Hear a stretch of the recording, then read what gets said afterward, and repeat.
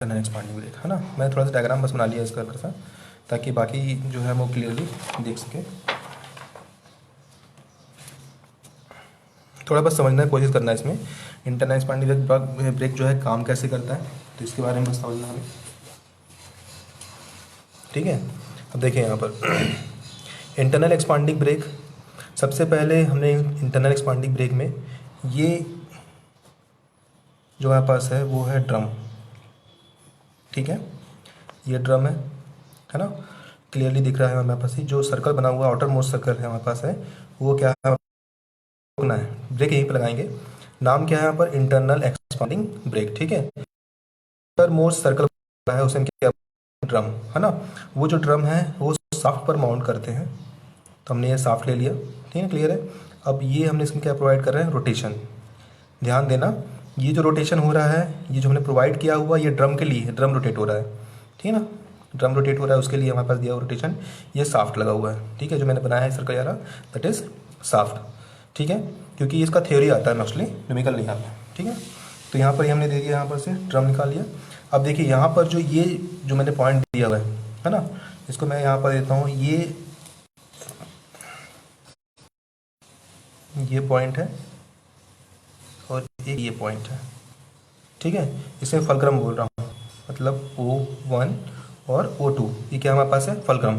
Fulcrum मतलब ये हुआ, जैसे सपोज दैट मैंने एक लीवर बना लिया, ऐसा कैसे सर्कल बना देता हूँ, है ना। ये भी इसके ऊपर एक और बना देता हूँ। अब इसके यहाँ पर मैंने फलक्रम, ठीक है।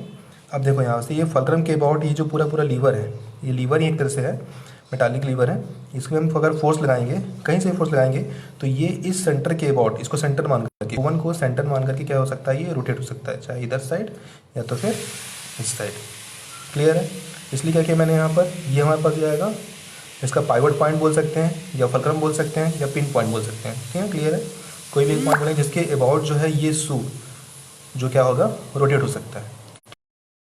अब इम्पॉर्टेंट यहाँ पर देखिए क्या है कि ये जो हमने लिया हुआ है, ये इसे हम सू बोल रहे हैं, है ना।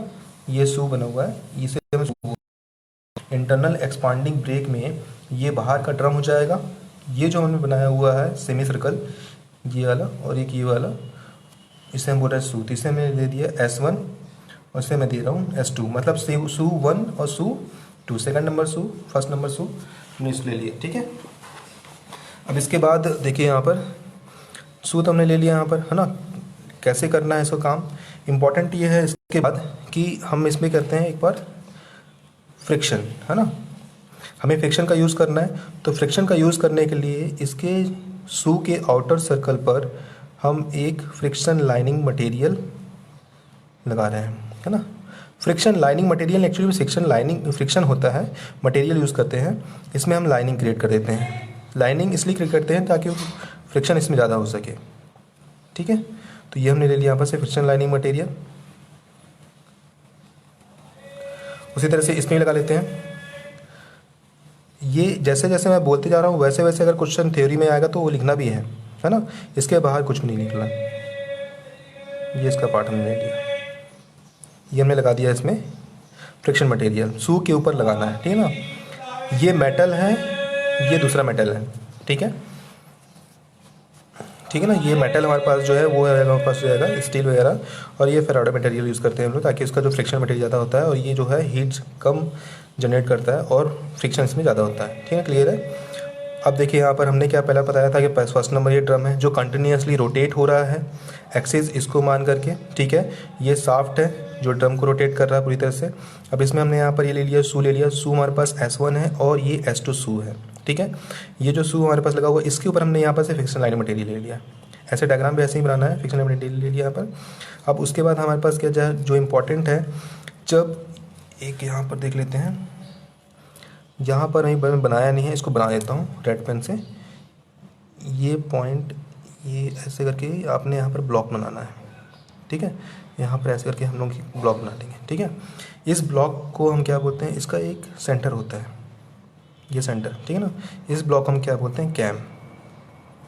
जैसे कैम एंड फॉलोअर हमने पढ़ा हुआ है, इसे हम कैम बोल रहे हैं, ठीक है, क्लियर है। तो ये कैम हमारे पास जो है क्या होता है, वो होता है रोटेट। रोटेट मतलब थोड़ा बहुत रोटेट होगा, कंप्लीट रोटेट नहीं होगा, चाहे इस डायरेक्शन में हो या तो फिर इस डायरेक्शन में, ये रोटेट होगा।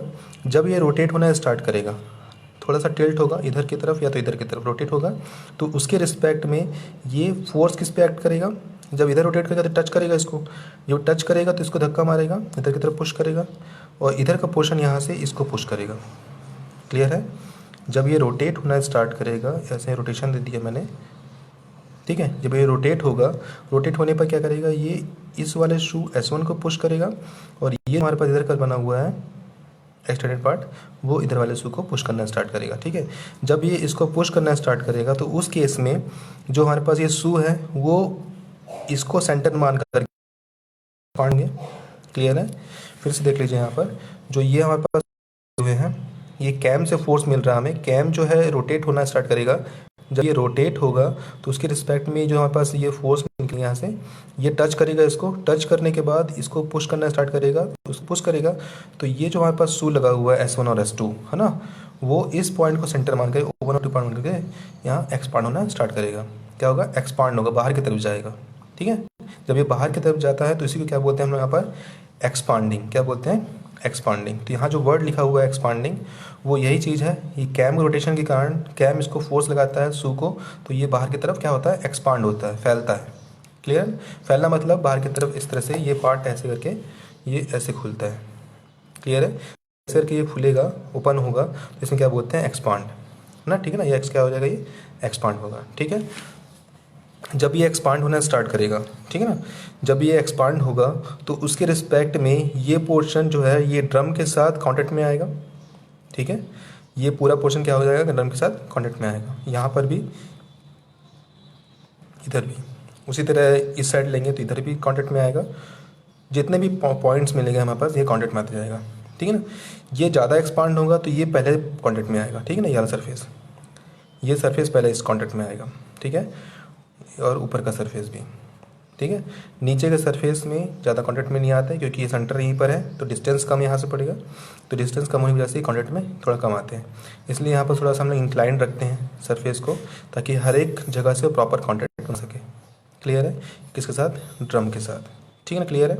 देखिए यहाँ पर जब ये कांटेक्ट में आएगा तो उसी के रिस्पेक्ट में इनके बीच में ये मटेरियल और ये ड्रम के बीच में क्या होगा? फ्रिक्शन जनरेट होगा। क्या होगा? फ्रिक्शन जनरेट होगा। ठीक है ना, क्लियर है? फ्रिक्शन लाइनिंग मटेरियल और ये ड्रम आउटर मोस्ट सरफेस है ना, तो आउटर मोस्ट सरफेस, ये फ्रिक्शन लाइनिंग मटेरियल, ये आउटर मोस्ट सरफेस है ना, इनके बीच में यहाँ कांटेक्ट हो रहा है। ये कांटेक्ट करेंगे आपस में।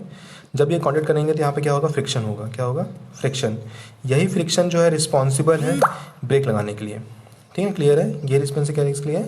ब्रेक लगाने के लिए। यही फ्रिक्शन के कारण क्या होता है? इसमें ब्रेक लगाना स्टार्ट हो जाता है। ठीक है ना। जब ये ब्रेक लगेगा तो उसके रिस्पेक्ट में जैसे हम इसी ब्रेकिंग फोर्स के कारण क्या हो रहा है? हमारे पास टॉर्क आ रहा है। क्या आ रहा है? टॉर्क। जो हम लोग बोलते हैं ब्रेकिंग फोर्स, क्या बोलते हैं? Braking force. तो ब्रेकिंग फोर्स कहाँ से जनरेट हो रहा है? ये फोर्स जो लग रहा है यहाँ से, ठीक है, क्लियर है? इसके कारण इसके ड्रम और फ्रिक्शन मटेरियल के बीच में कांटेक्ट आ रहा है, तो ये जो आपस में फ्रिक्शन क्रिएट कर रहा है, ये फोर्स जो है इस पे एक्ट हो रहा है सरफेस पे। किसके सरफेस पे? ड्रम के सरफेस पे। और ये क्या कर रहा है? इसको स्टॉप करने की कोशिश कर रहा है। किसको स्टॉप कर रहा है? ड्रम को स्टॉप कर रहा है। ठीक है ना, क्लियर है? तो इसे हम क्या बोल रहे हैं यहाँ पर? ब्रेकिंग फोर्स है ना। और डिस्टेंस से मल्टीप्लाई कर देंगे, क्या निकल जाएगा हमारे पास? ब्रेकिंग टॉर्क निकल जाएगा। ठीक है, क्लियर है? तो ये इसका जो हमारे पास इंटरनल एक्सपांडिंग ब्रेक। अब ये इंटरनल क्यों कह रहे हैं? क्योंकि ये पूरा का पूरा मैकेनिज्म, ये पूरा का पूरा जो हमारे पास मैकेनिज्म दिया हुआ है, ये इसे क्या है? इस ड्रम के अंदर है। क्लियर है?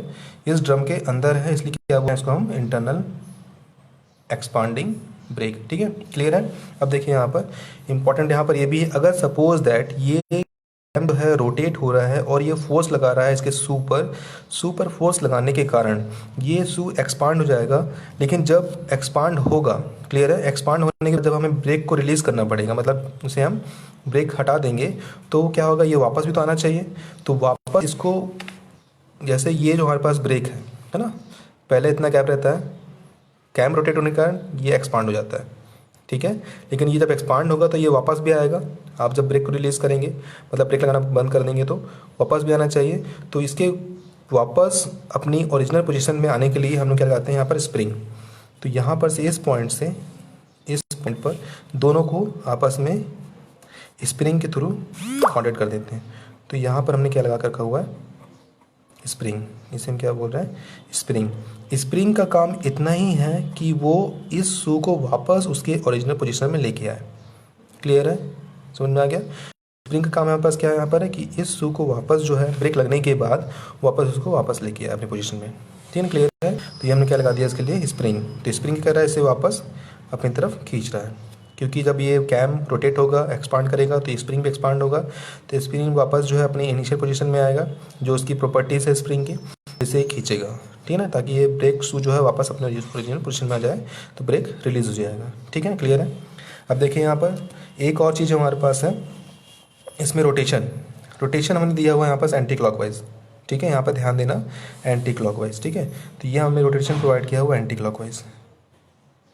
ठीक है, तो एंटी क्लॉकवाइज के केस में जब ये रोटेट होना स्टार्ट करेगा तो कैम के रोटेशन, कैम पोजिशंस देखिएगा। जब एंटी क्लॉकवाइज रोटेट करेगा तो कैम के जो इस साइड होगा, लेफ्ट साइड में, है ना, तो कैम के लेफ्ट साइड में, ठीक है, इसे हम इस शू को हम क्या बोलेंगे फिर उसके बाद, प्राइमरी। ठीक है, और जो इसके इस साइड में है, राइट साइड में, उसे क्या बोल रहे हैं हम लोग यहाँ पर, सेकेंडरी। नेमिंग करना हमें, है ना, शू का नेम रखना है। नाम क्या रखेंगे, तो रोटेशन पे डिपेंड करता है। किसी रोटेशन पे, ड्रम के रोटेशन पे रोटेशन डिपेंड करता है। तो ड्रम का रोटेशन अगर एंटी क्लॉकवाइज है तो कैम के जो लेफ्ट साइड में होगा, यानी रोटेट हो रहा है, तो लेफ्ट साइड में जिसमें क्या बोलेंगे, प्राइमरी।